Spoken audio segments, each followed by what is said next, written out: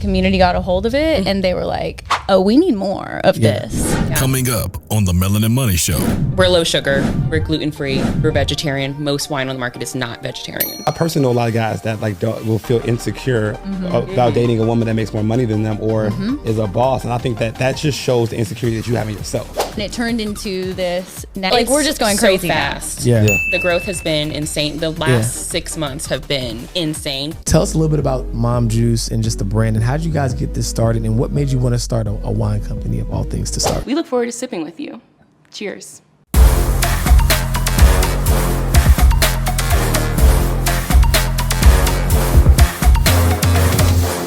What's going on, everybody? Welcome back to another episode of the Melanin Money Show. And we honestly kind of had a podcast before the podcast. Which we should have recorded. Right, we should have recorded. But this is going to be a fun one. I'm letting y'all know right now, this is going to be a fun one. We got two very special guests on the podcast today.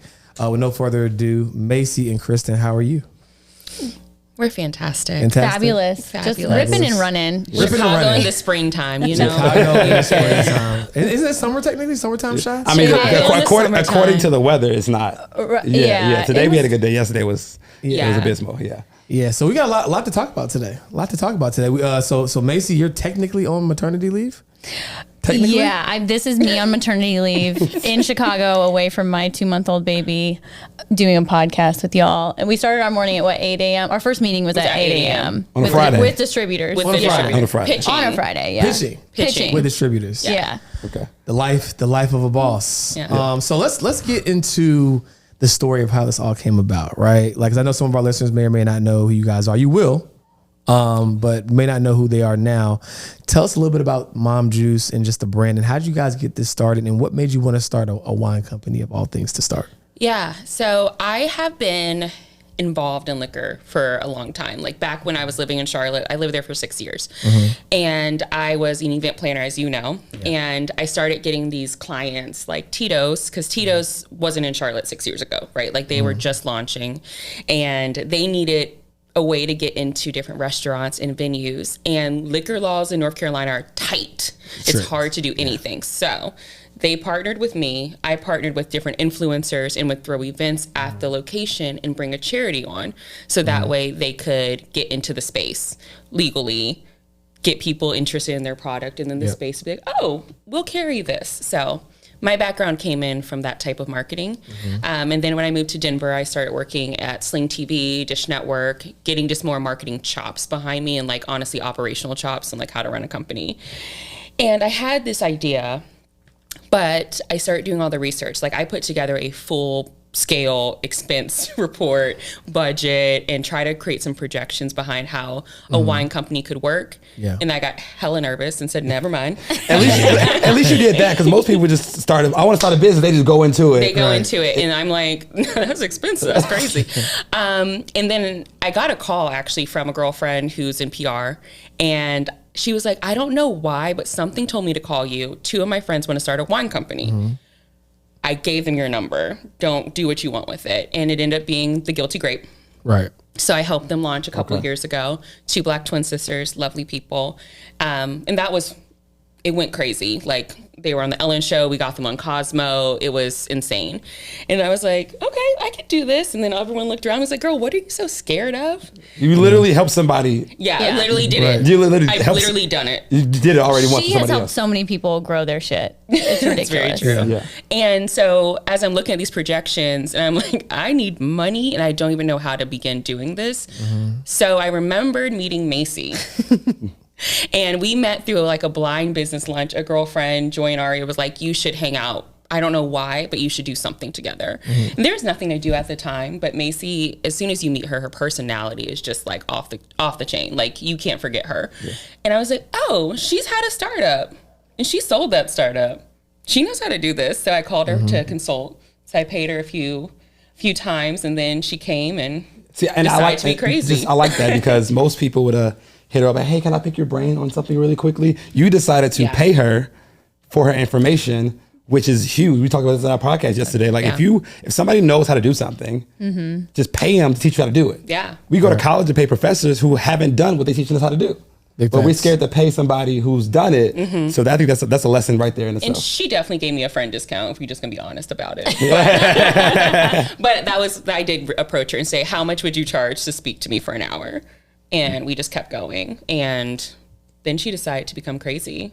Yeah, which I'm just naturally crazy. But when it was time for her to need a business partner, she needed another set of hands. She needed someone that's opposite skill set of herself. We'd already been working together. I threw my name in the hat, no wine experience. Let's fucking go. And I literally was like, she said, think about it for a day. I was like, no, I don't need to. I've been praying on it this whole time. But no, really. I've been waiting. Take 24 hours. And she's like, no, do you want to sign the papers now? Yeah. I have them drafted. Yeah, they're ready. Dope. So that's how we started in Mom Juice. Macie is a mom of 4. She just had her 4th. Congratulations. 2 months ago. Thank you. Hey, Yeah, fresh. 2 months Congratulations. to almost 2.5 months. Yeah. Yeah. Yeah. Mom Juice is interesting though, because I like to say that we're very different. I am our target market, right? We are an approachable wine brand. We're not this fancy, you've got to know all the tasting notes and all the things.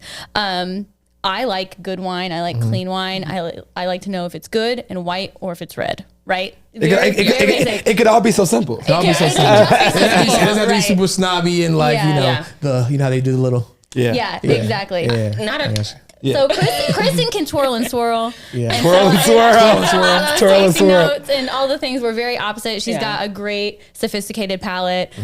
So it makes for a great team when you're making wine. Me being a mom, we kept playing and toying around with the name Mom Juice, and just there was no one targeting the market, and it's such an interesting community.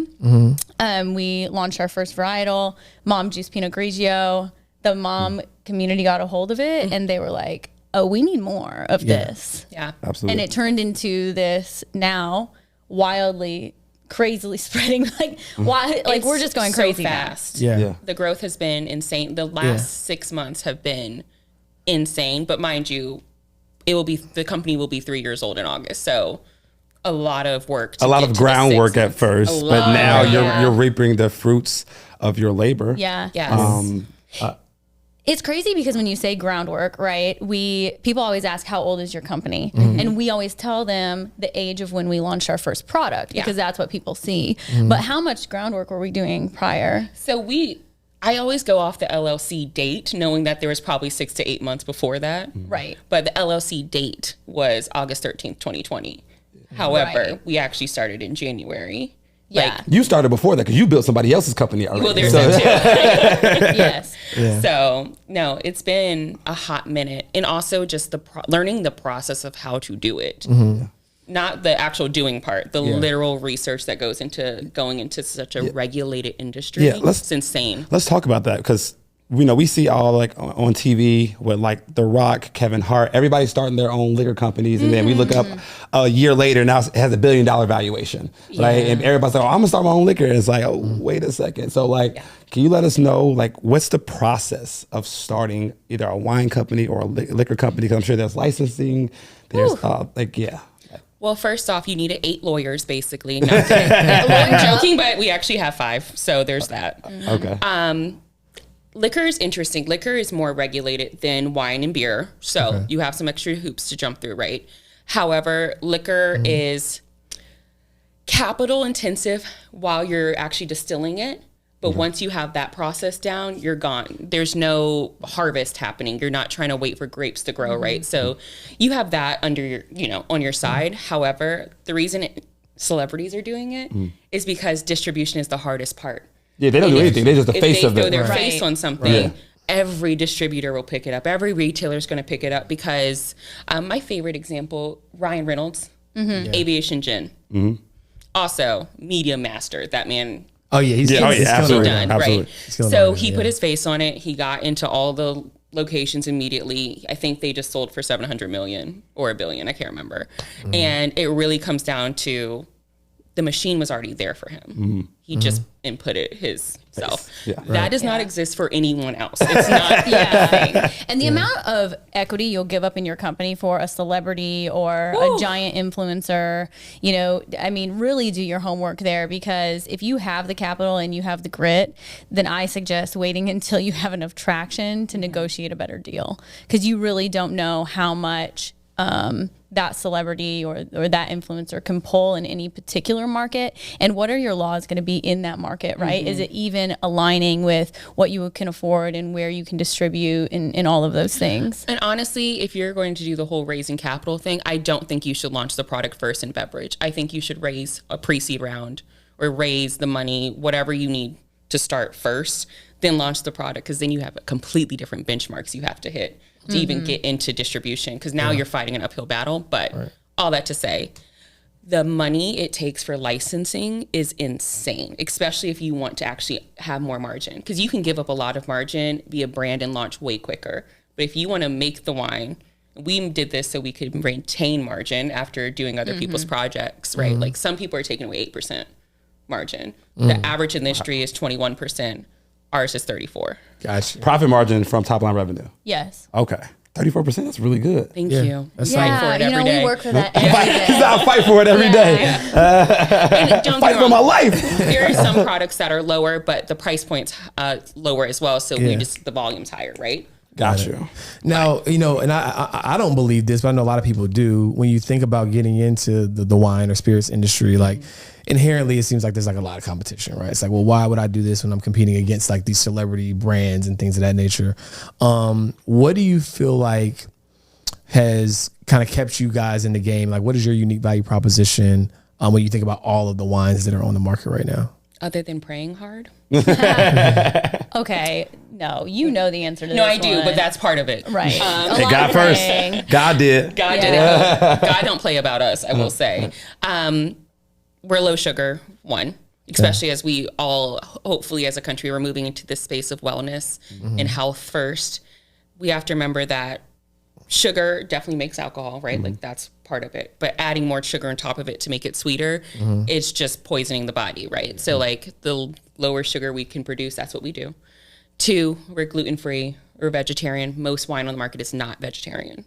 Most people don't know A lot that. of people don't know. Yeah. But like over 90%. Wow. Yeah. The more you know. So was that there's- scary going that route? Like, No, it's super simple. No. okay. I tell people all the time. So It's not as cheap. it's not as cheap. Yeah. Economically, right? There's a little bit, but it's just if you cook, cream of tartar is basically what we're using instead of the animal byproduct they use. I don't want to make people squeamish. It's gross sounding, but no, it's affordable if you make it a part of your ethos. But Got it. also, I think we put our ingredients on the back of the label. So if you have allergens, if you're just nervous about what's in your product, it's just there. We don't try to hide things. Gotcha. That's really, I think, our value proposition is we're just so transparent. We have so many great things going for us, right? And it's always a fight of what mission we're pitching, because we're women, we're women of color, all the things. But we also are the only one really leaning into the mom community, and we're the only ones that started doing it from the beginning, and we're authentically doing it. Of course, people will run campaigns on motherhood for Mother's Day, or we just saw a celebrity branded wine try to put mom juice on their bags, and we trademarked it. Had to send that cease and desist real quick. Right, exactly. Send a letter, Lord. One of the 8 lawyers will send that letter. You all good. Exactly. right. But to Kristin's point, and you just spit the stat the other day, how many wineries are Black owned? 11,071 are total wineries. 1% of that is Black owned. Wow. 1%. And it's crazy because when we go in to these, our meeting this morning, they had, we're always compared to Brown. And we're compared to the McBride sisters. We have a completely different customer. We have a completely different price range, and the products are different. But that's who they're comparing us to, which is great. We want to be on the shelves with them. They are well known and wonderful. Yeah. But it shouldn't be that. Like we don't have an oversaturated market. Right. Like if they're thinking of us replacing one of those brands because they lost it in their portfolio, great for us, but sad that it's not even the same target. It's not even the same type of wine. And just because they don't have another Black-owned winery. Yeah. That's where we're that has the positioning ability itself. to get distributed. That's Right. the other problem. And what I always tell people when they bring up the oversaturated conversation, it's just like, if you go to your Spotify or Apple Music playlist, just because you like Drake doesn't mean you're not going to listen to J. Cole, right? It's like, like people also like variety. It's like, to your point, yes, there's sometimes customers who you uniquely serve, but also there's people like, I want Mom Juice today and I want the McBride Sisters on Wednesday, right? Like, there's no like limit on, how much you can consume, at least if you like to drink a little bit. But, we did not limit it last night. That's a fact. Because full disclaimer, that's why we don't have any on display right now, because we It's good. It's George good. was popping the Mom Juice bottle popping the last Mom night. Juice George was bottles. in the club in his mind. Yeah. we got bottles. You know what I'm saying? Sparkles and everything. But no, speaking of mom obviously being at the ethos of this brand, you having a 2-month-old. Obviously I have a 16-month-old son, so I understand like what that life is like, right?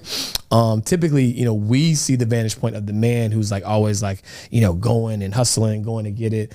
But you guys are two boss ass women who are doing it, right? So like give us some perspective on like what it's like on you guys' side of just like being these really ambitious women that are trying to reach these amazing feats in business. Oh, it's hard. It's hard every day. Especially, with a newborn and 3 other children, a whole house, right? Everything. And I have a lot of help. We pay for a lot of help. I have a night nurse. I have a full-time nanny. I have a house manager, right? Like, I'm not going to get it twisted. It takes a village. But you still have to manage them. You have to make enough money to pay them, all the things. My relationship with my husband, we both know right now for the first 6 months, like, we're doing date night in Washington, D.C. on Saturday because I have an event, and it's the only way we will be left alone with no children is if we leave the state. So it's probably our first real date night in 2 months, but we schedule everything. Everything has to be scheduled, and I know that sounds... it sounds everything. Hey, look, sometimes it can fit in the schedule, man. It's not maybe it's not romantic to other people, but what's romantic to me is paying these fucking bills. Hey, talk about it. Talk about it. Creating a legacy for her, right? Right. But my husband and we didn't come from anything, right? And so we are the ones creating all the things. We are the first millionaires in our family. We are the ones that are leaving our children things. And, I want my portfolio to reflect family. I want everything that I do to reflect that. I mean, I bring one of my kids on a business trip each year. And I told Kristin, I'm like, oh, well, the boys will be at this event with us. And I'm like, amazing. I love her kids, though. That's the difference. It's like, I love them. Like, they could call me anytime for anything. But also, like, seeing you become a mom again, right? It's like, it's changed how we do business just naturally, right? Like, Macie's not available in these days. And then it makes you question, did you really need her for that thing? Or is there a more efficient way to do this? Right? 2, you have to pump. Yep. So we got to schedule off the meetings a little bit better. I remember those. Well, not me personally, but I remember seeing. But also, I will say the amount of work and passion and drive you've had in the last. Granted, you should be on maternity leave, but you're not. But you get so much done so much quicker. Thank you. Because I think you just have a different type of drive in you after that experience. So I will say, from a company owner standpoint, it's fabulous.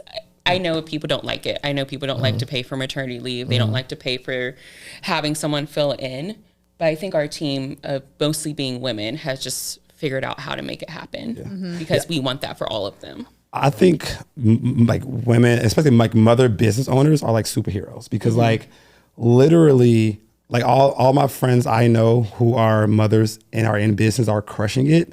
And it makes me like, I can never say I'm busy because they have kids and they're fitting in, 8-hour work days in 3 hours. Right. And I just feel like, that's so inspiring to me to watch from afar because it's like, like they are really keeping a family together and running a business. Like that's the true definition of a boss. Yeah. I remember we were talking the other day and I was telling about some stuff that I kind of just do behind the scenes as a dad. And he's like, well, shit, I can't complain about anything. I forgot you got to do all this. Yeah. Right? I was got to worry about me, bro. And I'm good. Like, It's hard. And you have to, you want to show up as a woman. It's really hard not to show up or as me 100% at everything. So as a mom, as a wife, as a business partner, I have a whole investment portfolio. This isn't the only thing that I do. right? Like it is complicated, and she tries to show up all 500 to 600%. I'm like, what human can do that? Yeah. Right. I have to remind her and this then self all the time. too. Like you want, I'm very into my own health, my mental health, my physical health, what I'm putting into my body, all of the things. So as women, it is hard out here for us, and we don't give ourselves enough grace. Yeah. And our partners, it takes a special person to date or marry one of us. It is so true. Hey, aren't you tired of buying courses in those emotional states when you want to get a result, but then you actually don't do anything with the course? Do you know on average, the completion rate for a course is about 2%? But here's the thing, it's not entirely your fault. The problem is you buy the course, but you don't have access to the source who actually created it. See, that's why we're doing something different. With the Melanin Millionaire Club, you're not just gonna get access to courses, you'll get access to the people who created it so you can get your questions answered. Because it's not just about learning, it's about taking that information so you can start earning. So the Melanin Millionaire Club is gonna give you access to courses, but not just that, it's an entire university of information. We have financial flicks, we have hundreds of previous recordings, but more than that, y'all, we have an amazing community of people just like you who are trying to become a first generation millionaire. So like GA said, like you can survive without community, but you can't thrive without community. So this is the place you need to be, right? 100%, because here's the thing.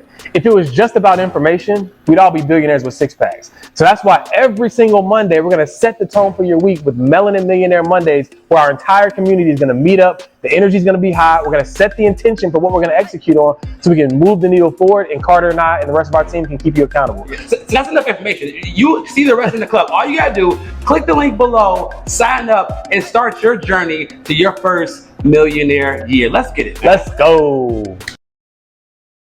Yeah, I almost like it's harder for a guy to date an ambitious woman than it is for a woman to date an ambitious guy, because typically speaking, right, if the guy is ambitious, like, okay, maybe my woman is supporting me, et cetera, but a guy is going to expect that, his woman maybe can help out around the house or can help out with the food or whatever. So if you date an ambitious woman, like, obviously those are things that aren't happening, right? Or it looks a lot different. It can be different. It can be different. We went through a transition stage with house staff, and it was so hard to find the right house staff that I was losing my mind.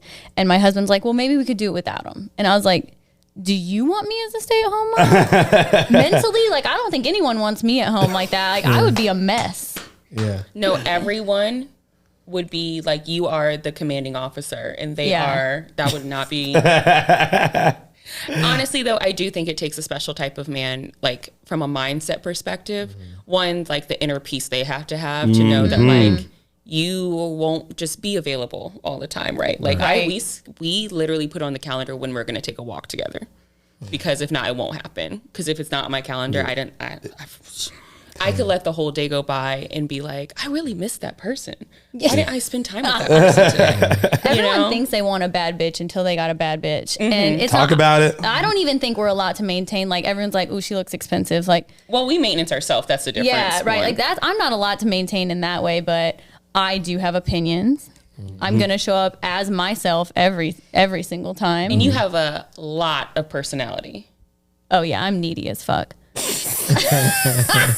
I command a lot of attention. Yeah. Lord knows. I call her, am I allowed to say his name on the podcast? Oh, yeah. Okay, I call her husband Brother Glenn, because when we're on the phone, Glenn will pop up like, Glenn, can you believe Macie did this? And he's like, I know, it was so much.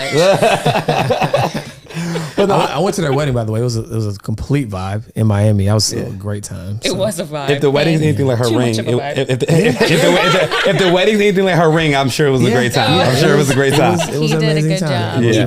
Yeah. And I tell people all the time, like, because again, I personally know a lot of guys that like will feel insecure about dating a woman that makes more money than them or is a boss, and I think that just shows the insecurity that you have in yourself. Right. Yeah. You know what I'm saying? You gotta get your stuff together as a man first, and then you'll be able to handle a woman that's a boss, because everybody say they want it and they get it, and then she son you because you don't get your stuff together, and then like, so you gotta like work on self first, and then you can find a boss woman. Don't try to get one too early. I think our partners, well, granted, both of them actually technically make more money than us right now. Technically, not equity wise, we own more. Right. They're both looking at us and they're like, I'm so good with it. Like, I think it's great that you're going to be rich as hell. You know, my husband's he's like, make me something that I can sell. We decided we're getting them a twin gift post acquisition. Yeah. Because we're like, y'all held us down mentally, spiritually, because we've been crazy. No, my husband will be, he has a full big boy job, and he's like, yeah, that's my retirement plan right there. Literally. So speaking of that, you mentioned post acquisition. For some people, right, that's new, like that's like not something that's on their radar, right? So obviously you guys are building a successful company that you love, but it sounds like in any real business, like you have a goal of some type of exit or acquisition. Can you walk us through, like, even for like the new listeners who might not know what that is, like what does that even mean? And more importantly, what does that mean for you guys? I would say the best, to me, like cultural reference for the Black culture right now has been Miel Organics, that hair care. Yeah. People lost their shit when she announced that. I think P&G or someone like that bought her. Yeah. Or L'Oreal, is probably L'Oreal. Same with Shea Moisture. That was another big, how dare you, you're such a sellout. Couple of things before we go into what acquisition is. As you get acquired as a company, you stay on. You don't go anywhere. They're acquiring. They require the key people. You will be there for at least 3 to 5 years. So there's no massive shift that's happening right after. So I just want to say that first before the mom community freaks out at us. We still gonna be there, but do you want to talk about what acquisition means? What it actually means. So, it can mean a few different things. And in our case, it would be where we sell to one of the bigger, it could be a distributor like a Diageo, RNDC, Constellation. It could be someone like Budweiser or Gallo, which owns every wine that you probably think you like. Right. Where they see that there is potential in our brand, there was a gap in the market that they're obviously not filling, and they want to come in and make it bigger. So for us, right, we are 2 women that came from, we don't have like the immediate money to, I mean, like I make, so it's just, we're built, but we can only scale this so far, right? We have to go through, there's different scalings that we'll go through. There's our seed round that will scale us to X. Then there's our Series A that will scale us to X. And those are both financial rounds where we bring on investors, we bring on these funds. In our Series A, our second round is where we plan on bringing on a larger distributor, a strategic investor that is going to have a large stake in the acquisition play. So what that means is that they are already embedded in our company. We're already used to working together. They see the mission, they understand our brand and what's important to us. And that kind of that culture and that mission remains as we move into the acquisition. And they meet our requirements. Right. So we have certain requirements around, honestly, if you think about it, the things that would give you the ick. Right. Like we have an ick list that if the people just aren't good people, 2, if the track record doesn't track out, like money if the math is not math. If the math isn't math, and like all money's not good money. It's not. Unfortunately, right? Like you want to take the deal, but sometimes it's just gotta make sense. It's gonna screw over your target customer if they're not into our ingredient transparency. If they want to put more chemicals in it, like there are certain things we just will have to say no to. Right? You got to maintain the brand integrity, right? I remember like when influencer marketing first started or was getting popular, and all the fitness influencers were doing the flat tummy teas, right? It's like, oh, really? Like this is what we doing, right? So it's like you got to maintain the brand integrity if you want to be here for a long time and not every time, right? It's like, I love my people, but it's like when CIAA used to come to Charlotte, it was like the clubs or the places where there was a certain vibe that you expected, but then CIAA came and everything went out the window, right? And then your loyal customers are like, really? I thought I could come here and I could, there's certain things I could still get my little margarita, but all of a sudden, you just did a money grab, right? And then you just lose the integrity of your brand, and it's never worth it. You want to say something? It's important for people that are just getting started to understand that investors and business partners, whoever you're looking to bring in that's going to bring some kind of value, is doing a due diligence on you, and you are just you should be doing a due diligence on them. If it's going to be a big investor, have a due diligence list, do background checks, get references, the whole 9 yards. You're allowed to do that because, to Kristin's point, not all money is good money. And the worst thing that you could do is bring on some kind of larger investor or someone that has a vote in your company or a voice that can be impactful to the rest of the investors, and it sinks you. and it'll sync the culture, and it'll sync the brand. They could force your product to go into retail that maybe your product is a $100 product, and they force you to go into Walmart, and now you're selling it for $30. There's no margin there, and Walmart's everywhere, right? Like that's not scalable or something that you can retain and position yourself into what your end goal is. Yeah, like it'll look good, right? For to the naked eye, it's like, oh my gosh, we're in every store everywhere, but then the margins aren't there, which is I think a lot of what we see. And generally speaking, it's like things look good, but it's like, how is the actual business doing behind the scenes? Also, the production behind doing something like that is so capital intensive, right? So you can go everywhere, but your runway just went from, if your runway was 3 years, you may have shortened it down to 2 months based off of and literally. Do you and that person that forced you to do it know how to go and raise another round? That's what's important. And also, it takes so much time to raise a round, unless you have an uncle you can call in private equity who happens to have a bunch of money just sitting around. It's going to take so long. So there's a certain amount of risk you can take, a certain amount of gambling you can take, but end of the day, if your runway gets shortened like that, that's how companies fold. Yeah, and you get acquired for $200,000 because you messed up. You messed up. You went too hard too quickly. It's a thing. See, I mentioned something earlier. You said you brought in a partner that had opposite skill sets than you, and I think that's so big in partnerships. Most people, when they find a partner, I like that person, so I'm a partner with them. Or that's my homie. Or we're the same person, so let's partner together. Which is if two of you are the same, one of you all is not needed, right? So can we just talk about your experience as a partner? What does she bring to the table that you can? What do you bring to the table that she can? And how do you all keep this partnership so strong to be able to build the business that you all want to build? I would say the first thing is we've been through it.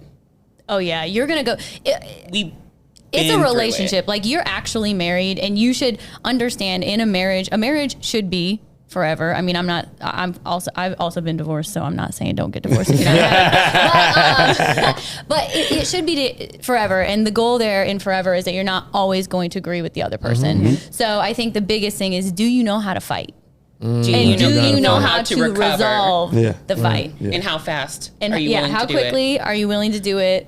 We had to learn each other's way of communicating, and when one is overwhelmed, what that person's response is and how you need to respond in order to give them the space to process. That is one of the biggest differences between us.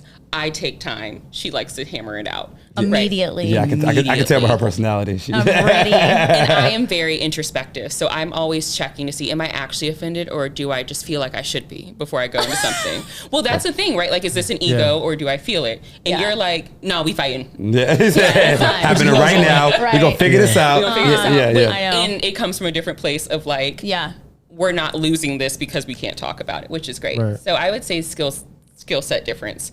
She can sell ice to a polar bear. Like that is a woman that can sell anything. It's insane. 2, very charismatic. Like if she wanted to be an influencer, she could be, but she ain't got time for it. 3, I would say you are very talented at getting people to open up to you, which is great on a team, right? Because as the CEO, you want people to come to you, and I'm glad that they do. However, they can talk to her in a way that they can't talk to me.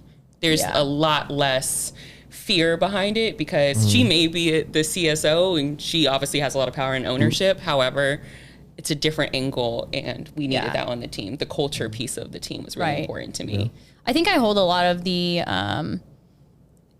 equity investor, different knowledge like that because I've been through it before, whereas Kristin, especially in our company, holds a lot of operations, is going on in her head. And there's so much logistics and legal, and it's different in every state. But what I do love about us is that both of us are equally as capable. That if you had to step out, I couldn't not step in, right? Yes. And that's where it's like, do you have an ops call with your partner? Do they know what's going on? Like, these are the things that she covers.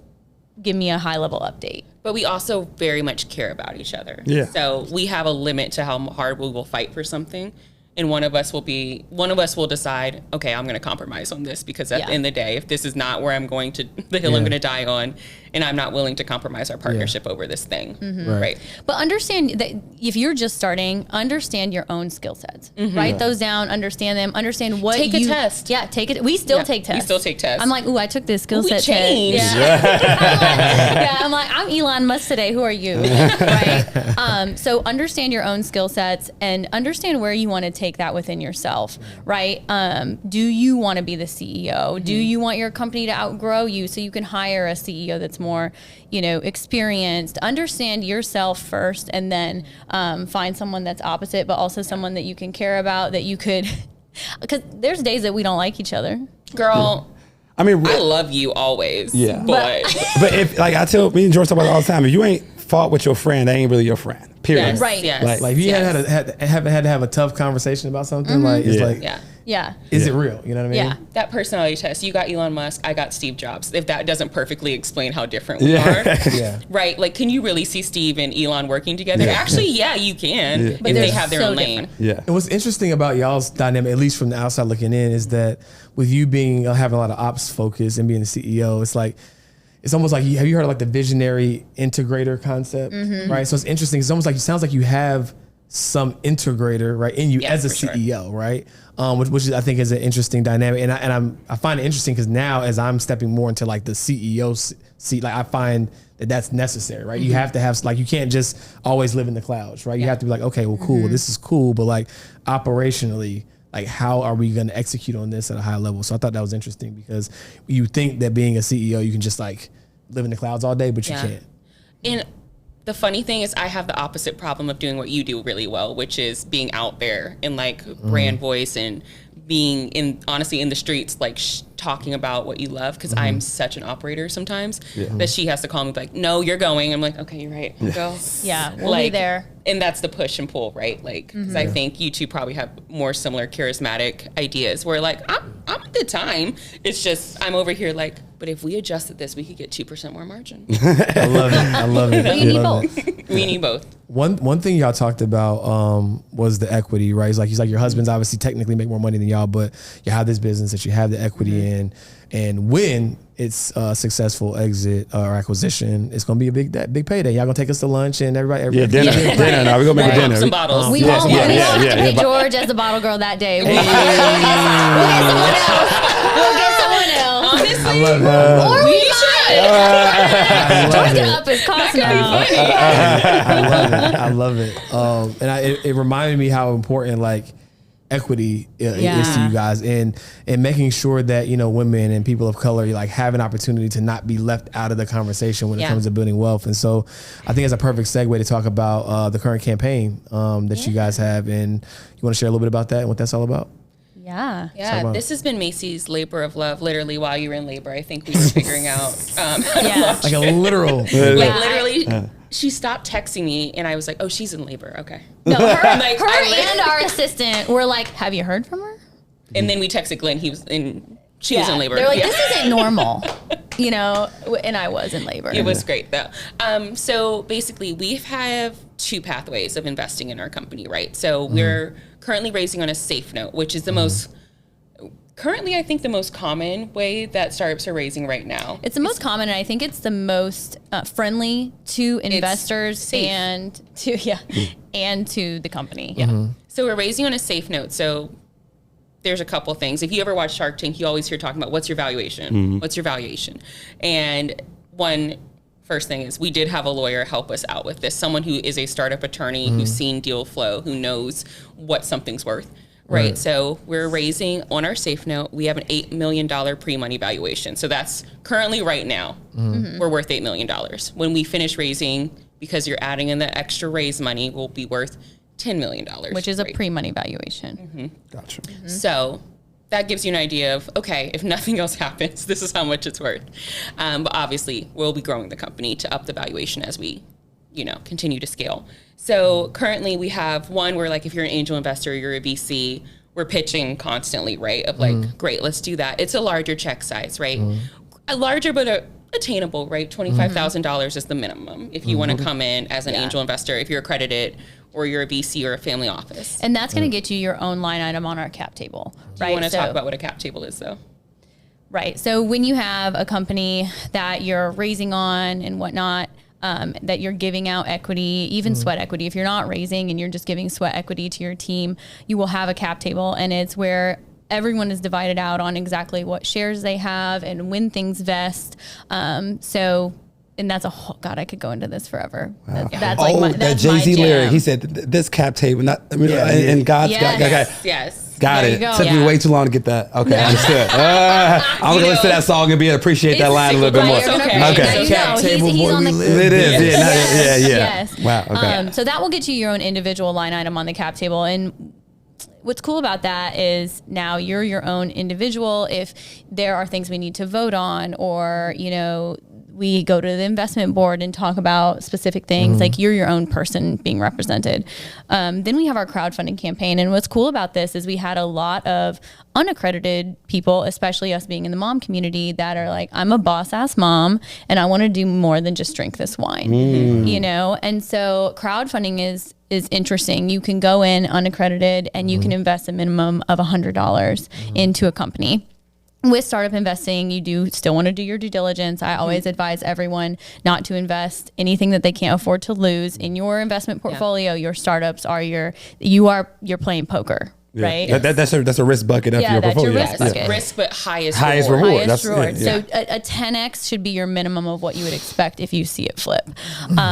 But yeah, you can go in unaccredited. We are using the WeFunder platform. You register and then you can make your investment. The cool thing about it is that WeFunder takes the pool of investors and they create their own LLC. So you will be pooled with those investors and sit on our cap table as the WeFunder LLC. Yeah. So it's not messy for future investors. So that's one thing that you really want to be thoughtful of if you're running your own company, like how you're taking on the crowdfunding money, because it can get very messy and investors in your next round might not like that or want to take you on. Yeah. And WeFunder is cool, right? Because it also assigns a lead investor, right? Yes. Which in our case happens to be a financial advisor. You may have heard of him. His name is George. Shameless plug. So when it's time for a vote or it's time to bring the information to someone, George and WeFunder can come together and bring it to the LLC that invested from WeFunder. So it's less like, oh my gosh, you have to file your own taxes on this, or you have to get your own accountant for this, or you have to file your own K-1, which is basically like a W-2 for investors, right?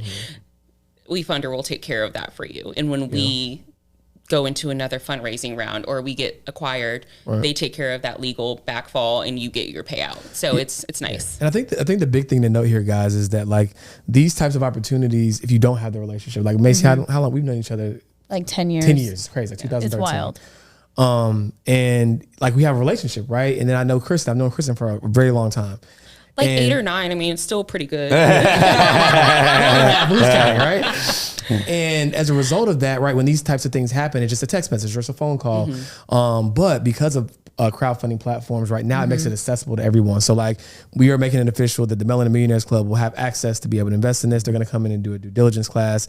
So you guys can, understand the investment for yourself, right? Because we're not, just because I made the investment, just because you think I'm a smart investor, want you guys to understand what it takes to invest in these private opportunities as well. But having access to this can be transformative, right? When it comes to your wealth, right? As we mentioned, yes, these types of investments can be risky, but we've all seen the memes. If you invested $5,000 in Uber, it turned into $5. Like I just posted Uber's IPO. Investors, how much they made the week of IPO.